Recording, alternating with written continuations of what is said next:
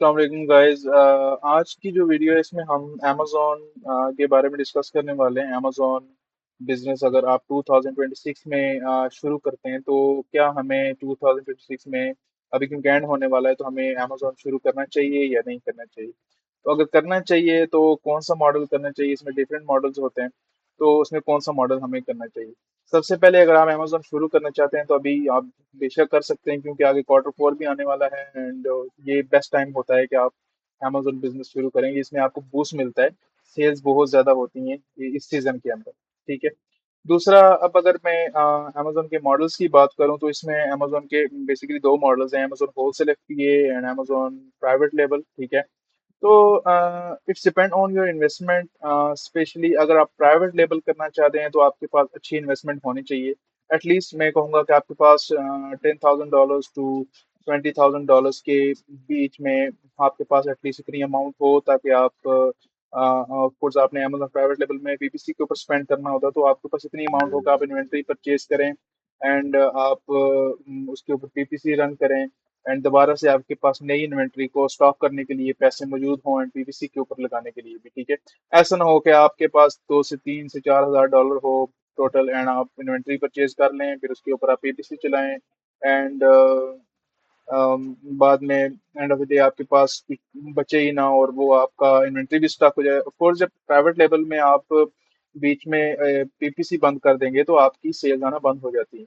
तो private level के लिए मेरा ये एडवाइस है, शुरू करें। अच्छा मॉडल है, लॉन्ग टर्म है, बट इसमें अगर आपके पास इन्वेस्टमेंट कम है तो फिर मैं नहीं रिकमेंड करता कि आप इसको शुरू करें। तो होलसेल एफपीए की बात करें तो होलसेल एफपीए अब पहले जैसा नहीं रहा। मैं अभी सीरीज शुरू करने वाला हूँ जिसमें प्राइवेट लेवल एंड होलसेल दोनों के ऊपर मैं वीडियोस बनाऊंगा। ठीक है। काफी डिटेल होंगी और एडवांस लेवल पे चीजें होंगी। तो होलसेल एफबीए अब पहले जैसा नहीं रहा। इसमें अब काफी चेंजेस आ चुके हैं, अमेजोन की रिस्ट्रिक्शंस बढ़ चुकी हैं। अब ऐसा नहीं है कि आपने किसी भी सप्लायर से प्रोडक्ट ले ली और अमेजोन पे लगा दी, अमेजोन आपको पूछेगा नहीं। तो अमेजोन जब इनवॉइसेस मांगेगा and mostly Amazon invoices distributors की सप्लायर्स की एक्सेप्ट ही नहीं करता। ठीक है। तो ये इशू बहुत ज्यादा आ रहा है।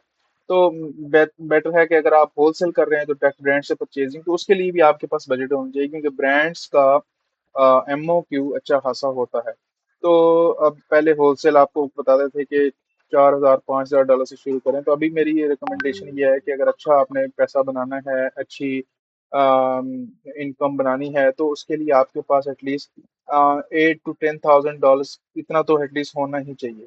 क्योंकि जैसे आपने दो ब्रांड्स लगाए हैं, एक ब्रांड का एमओक्यू है